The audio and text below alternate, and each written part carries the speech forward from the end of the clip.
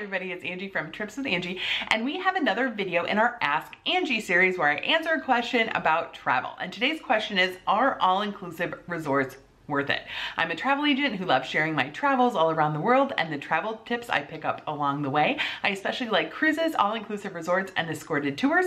So if that sounds interesting to you, I invite you to subscribe and keep that notification bell turned on. And when it comes to my cruises and all-inclusive videos, I also have a newsletter that I email out. So you can sign up for that by clicking on the blog post link in the first comment of this video. Are all-inclusive resorts worth it? So let's start with what is an all-inclusive resort. When I'm talking about all-inclusive resorts in this video, I am talking about those resorts that we find where your drinks, meals, and activities are all included in one price.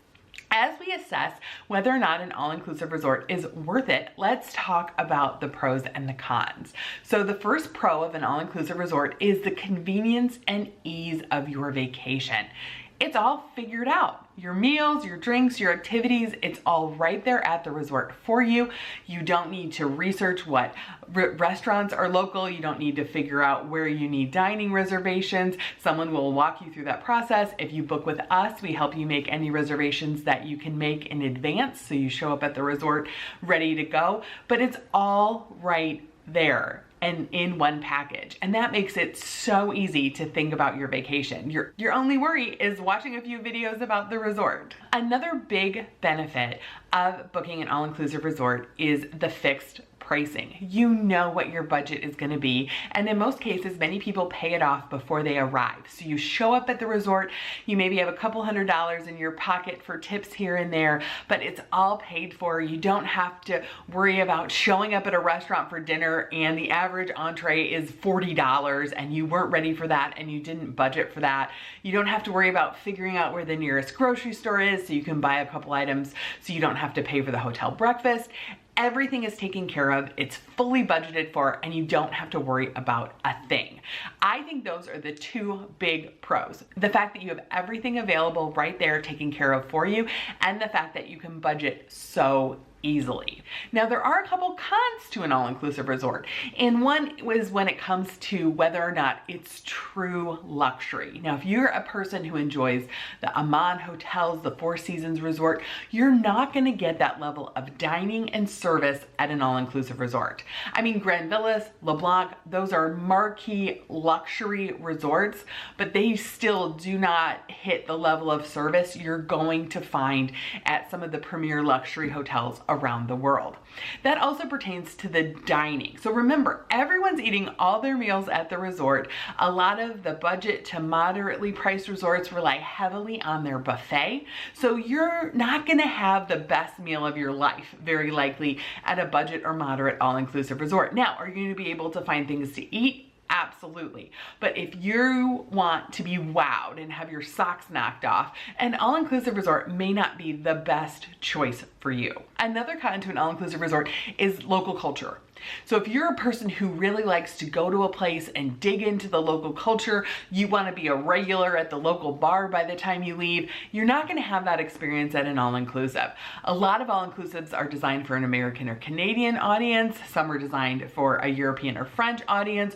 So they gear a lot of the food and programming and activities to what people from those countries like, versus showcasing the culture of the country they're in. Now, a lot of all-inclusives will have a type of evening entertainment that showcases the local culture, whether it's a show showing some folklore dancing, talking about different legends or lore from the different areas. You absolutely can take excursions to different areas, but if you truly want to get embedded in a culture, an all-inclusive isn't going to give you that experience. And the third piece is, if you are a person who really likes to explore, I don't know that it makes sense for you to prepay for all of your meals and drinks, which is what you're doing when you stay at an all-inclusive resort. If you're the type that's gonna leave the resort at 7 a.m. and not get back to 7 p.m., it may not be the best choice for you to prepay for all of your meals and drinks. It may work better for you to stay at a hotel where meals and drinks aren't included, and then just buy things as you go, because you're going to be on the go out exploring different areas of the location. So who is an all-inclusive resort for? It is great for family with kids, especially teens. I have talked to so many families with teens who absolutely love the all-inclusive resort buffet because their teenager can eat them out of house and home. The all-inclusive resort provides a tremendous value for them feeding their teenager. It's also just great for families in general with kids of all ages because of the activities included. Not having to try to find a playground in the local area or a splash park, having it all right there makes it so simple.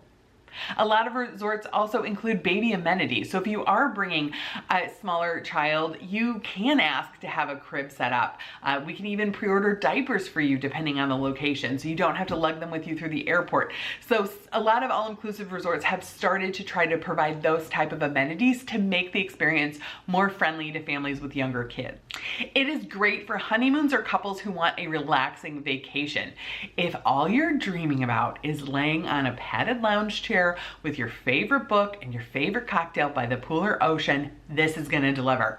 You don't have to worry about a thing, and that is a perfect fit for an all-inclusive resort. It's also great if you're the kind of person who wants to get to know other people. I find swim-up bars at all-inclusive resorts to be so friendly. We have met so many great fun people over the years, and you go back every day and you have your little crowd at the swim-up bar, and it's so much fun.